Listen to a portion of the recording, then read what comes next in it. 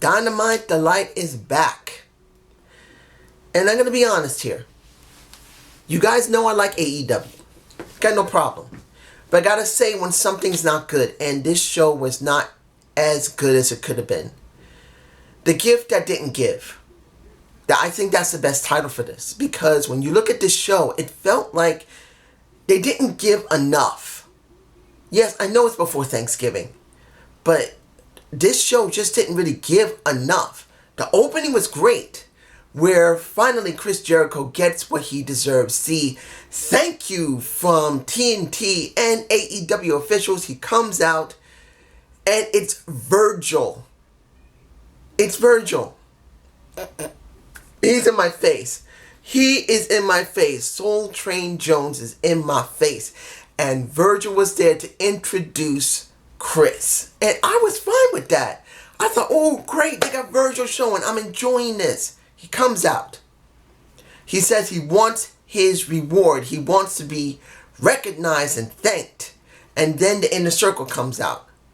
And you got Sammy Guevara giving Chris a picture of himself with Guevara on like one of those cutouts. It's stupid. But it's understandable. He's a show-off. Then you got PP, Santana Ortiz, giving him, trying to make him basically Puerto Rican. That was just stupid. I don't know. I don't know if you guys liked it. For me personally, I could give it or take it. It wasn't great. It wasn't bad. It was just somewhere in the middle. It was okay. Supposedly, Chris's dad shows up. They give him a gift of that. And wait, almost forgot.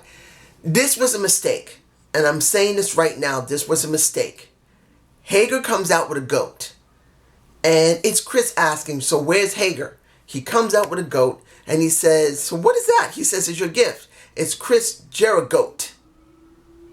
He shouldn't have spoke. He shouldn't have spoke, period. Jake Hager is better as zero talk, all action. That's where he should be. Not going to understand once in a while he talks, but in this situation, it wasn't that funny. Chris Jericho wasn't funny. It really wasn't. And then we got Chris Jericho's dad showing up, which was cool. And he's trying to piss off the crowd in Chicago for the Blackhawks because he was a Ranger guy. And that worked. He isn't very good of an actor, but at least he did do the effort. And I'll give it for that. I was cool with it. Now, the letter being spoken by, what was the guy's name? Justin Roberts. Now, the guy used to be in WWE. You know, I forgot all about Justin Roberts. In fact, I didn't even know his name. But I always did like him as an announcer. I always thought he had a great voice.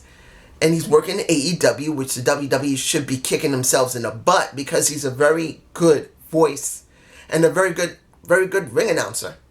And he reads the letter that Chris got from AEW and TNT thanking him.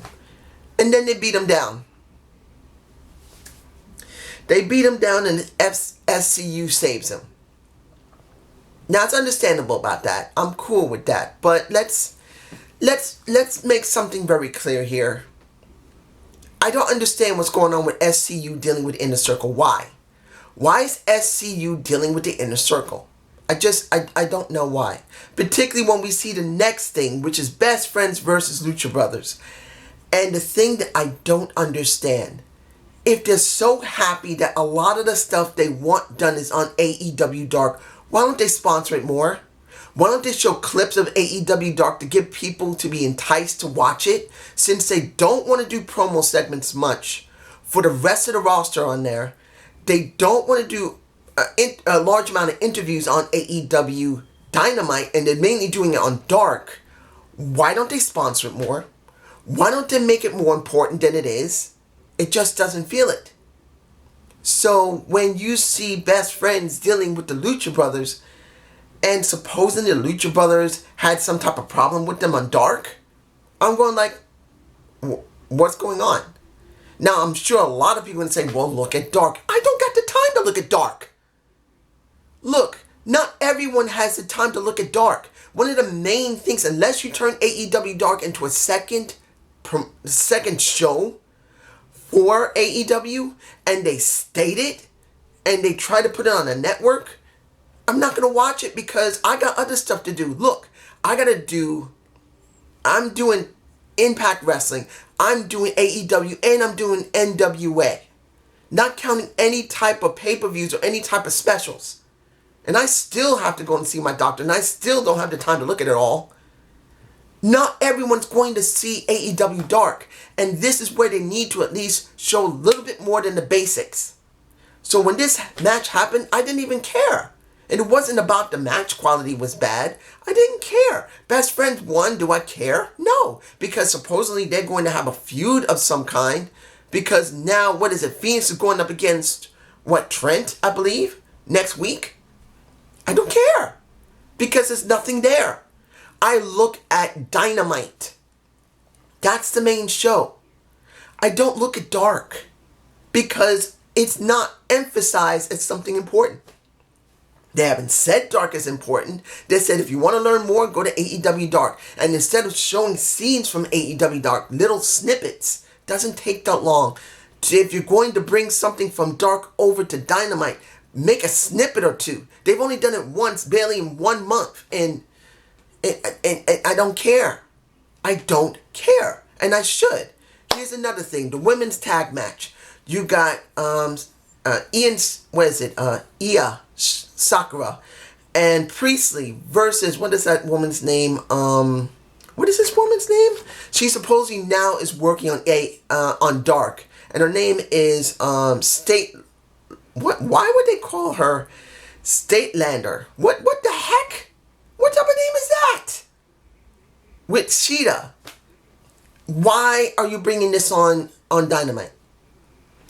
I know nothing about Sheeta. I barely know anything about Priestley. I know Sakura, but they don't give her anything to say on the main show. And this new Statelander, first time seeing her, I don't care. Unless you're going to give these women maybe 10 seconds of vignettes, something to make them interesting on Dynamite. Leave them on Dark. I'm being honest here.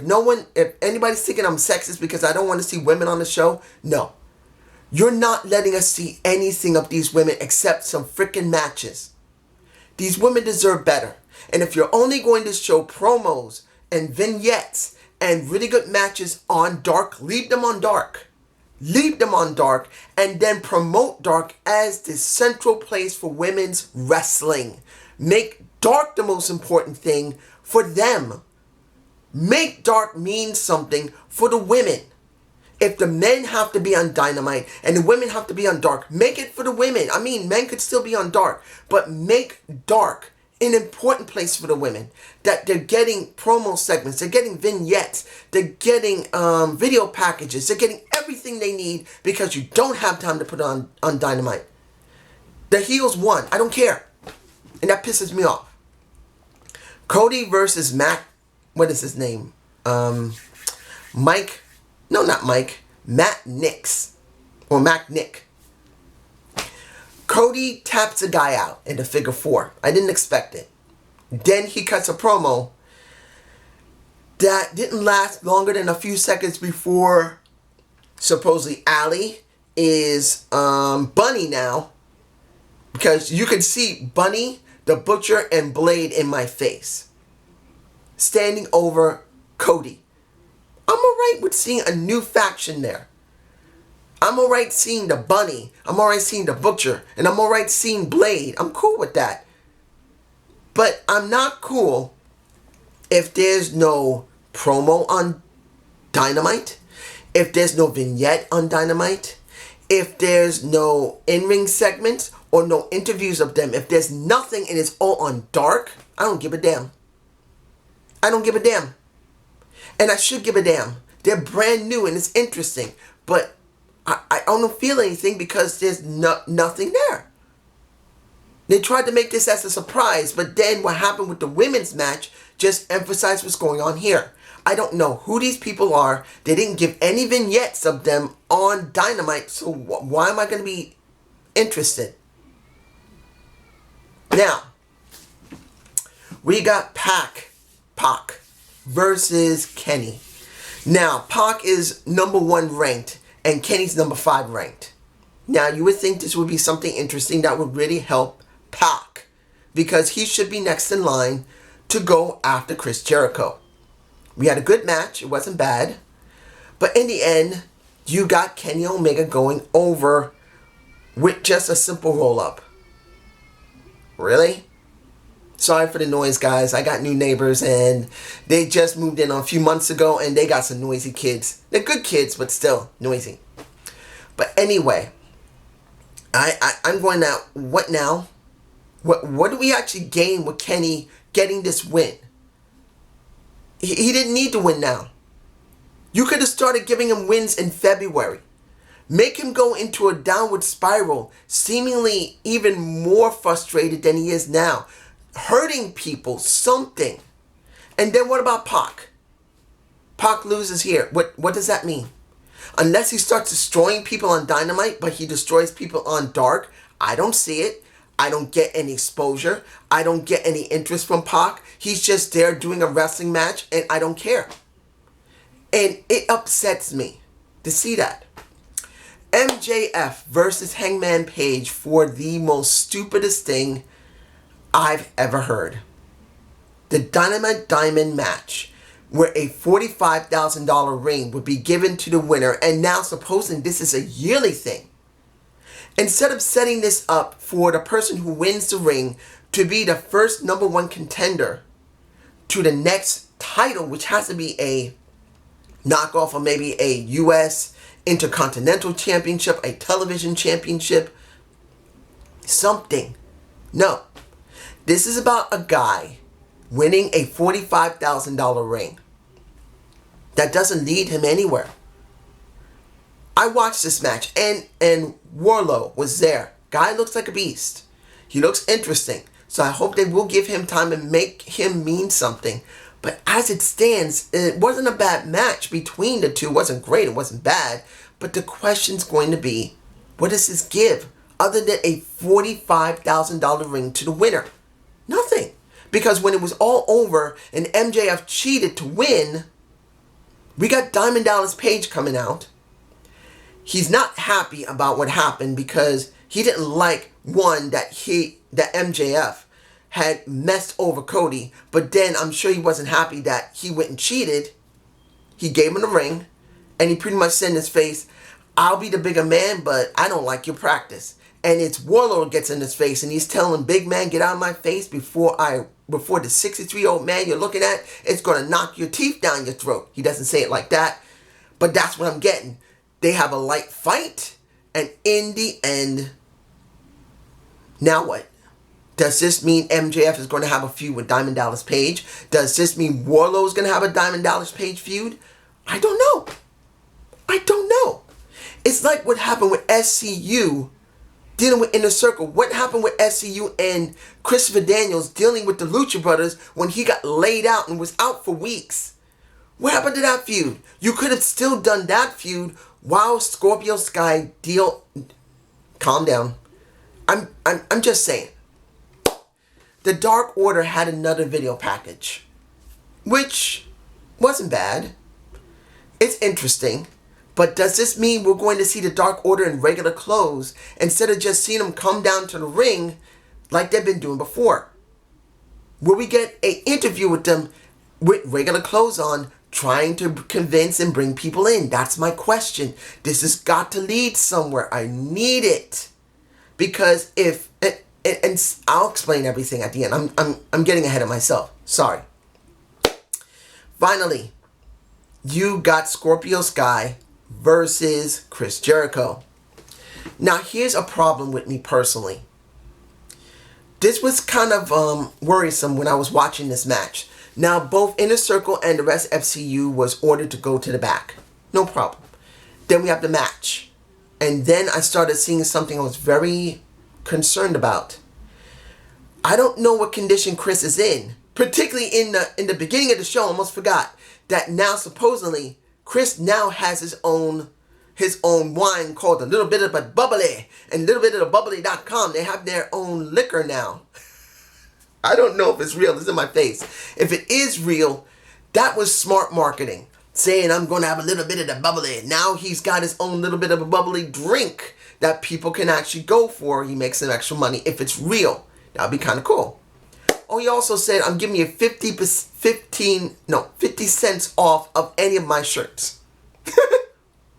50 cents. Now 50% off, 50 cents. Nice. But the match itself didn't look so good. Because I know Chris is 49 years old. He's older than me by 1 year. He is. I'm 48, he's 49.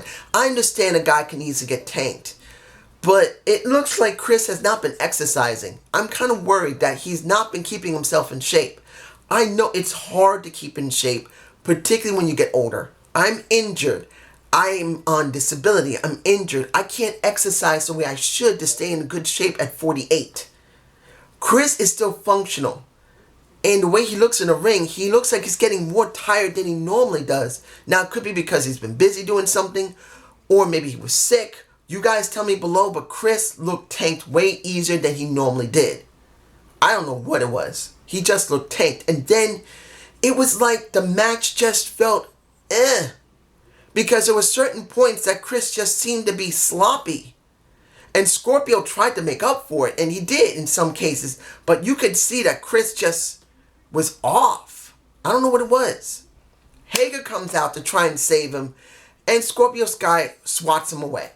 SCU comes out to try and stop Hager. It's like, really? I don't know what it is. It just, something seemed to be off. So in the end, Scorpio Sky loses by tap out because Chris puts him back into the walls of Jericho. He couldn't handle it. He taps. It's done. But then, when it should be done, Scorpio Sky's put back into the walls again. And Jon Moxley comes down from the crowd. It's right in my face. It's like, what happened to Pac? You just said, with Kenny Omega versus Pac, he's #1 ranked. And Moxley is not. He had a nice video package. He did. He did have a nice video package. There were a couple of video packages that were done. But Moxley is not #1 ranked. So why didn't you do something with Pac? And the bastard would be the one that would come out instead of Moxley. Why did Pac job when he's ranked #1? Because they're saying rank means something. You don't know what rank. I haven't checked the rank on Moxley. I don't know if he's ranked 2. I have no idea. But why are you bypassing Pac for Moxley when it should be Pac dealing with a Moxley? He should have beat Omega. Then Pac comes out and then Moxley messes with him. And then you have something between them. This show just, I'm sorry guys. That's how it felt. This show really didn't feel great. It wasn't that it was terrible, but it felt like not a really great showing. It really didn't have a lot. Look, they were still doing the commercials when Ali came out with the Butcher and the Blade.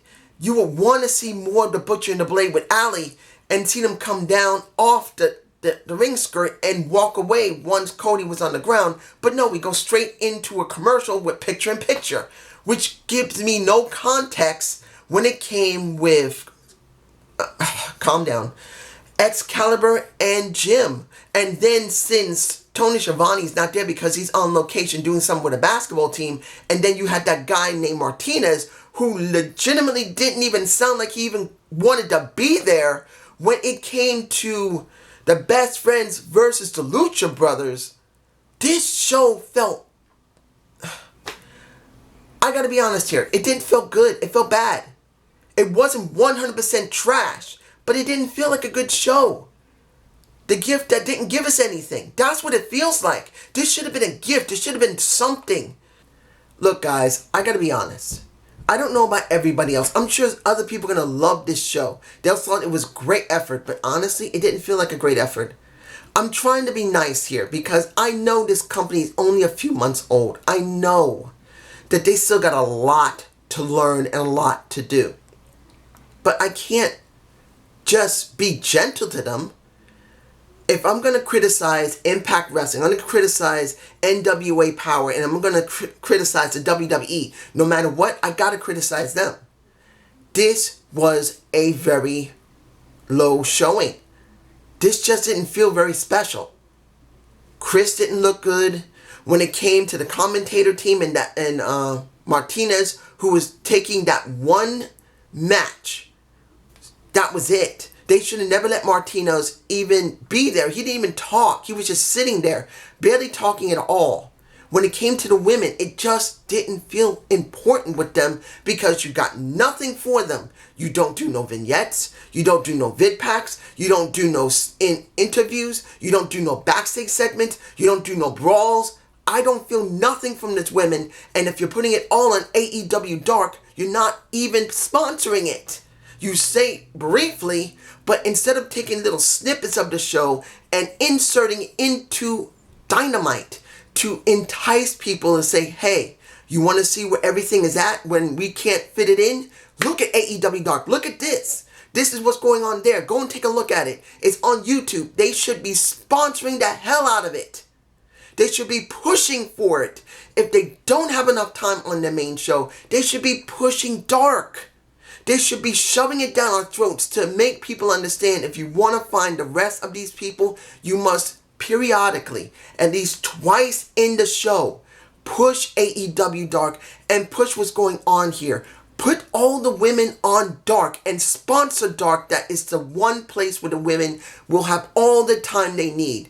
And yeah, men could be still seen, but women are the emphasis of Dark. Make Dark mean something. And as it stands now, it doesn't feel like anything on Dynamite. Dynamite just doesn't feel right. I'm hoping they'll straighten this out in the next couple of more months.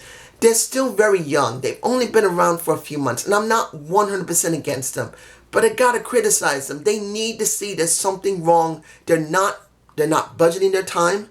They're not sponsoring AEW Dark. Chris really looks like he's not taking care of himself. I feel nothing for the women. This should be better. You shouldn't be beginning to make me think this is like WWE slowly but surely. I'm hoping it isn't. Hell, if you looked at my Impact review, that was a parody. And I felt more fun from that and more information. They did 3 vignettes within 30 seconds of a show that's a parody of 70s and 80s wrestling that I've gotten from AEW Dark. And not AEW Dark, AEW Dynamite. You see I'm getting upset now. I still believe in the AEW. I want to make this clear. I still believe in it. I still believe this is a good show, but they need to straighten themselves out in the next couple of months, or they're going to feel it eventually. I do believe that, but this is my point of view. You guys tell me below. Have a good day. Have a good night. And I will be doing my NWA Power review. I just don't know when tomorrow, but I will be getting to it. Peace.